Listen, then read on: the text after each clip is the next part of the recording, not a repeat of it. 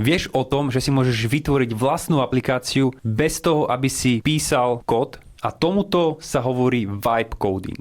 Vibe coding je tvorba aplikácií vďaka príkazu v ľudskom jazyku. Lenže nie je všetko zlato, čo sa blíšti. Aplikácie vytvorené týmto spôsobom vibe coding majú rôzne negatívne stránky, ako napríklad to, že keď vytvoríš takýto kód a niekto ho po tebe bude chcieť spravovať alebo zlepšovať alebo zefektívňovať, tak bude mať veľmi ťažkú robotu, pretože ten kód nie je napísaný úplne najlepšie s ohľadom na všetky normy písania kódu. Druhá vec je bezpečnosť. Kód, ktorý vytvorí vibe coding nástroj, nie je vždy úplne bezpečný. No a tiež na svete boli rôzne prípady toho, keď vibe coding spravil úplne zlé veci, ako napríklad to, že vymazal celú databázu. Čiže čo si z toho zobrať? Vibe coding je super pomocka na nejaké prvotné prototypy a zároveň výborná pomocka v rukách dobrého programátora. Ale ak neprogramátor chce tvoriť aplikácie za pomoci vibe codingu, tak skutočne sa má jednať len o nejaký prototyp, ktorý, keď potom chceme dostať z fázy prototypu do reálnej aplikácie, musí spraviť skúsený programátor.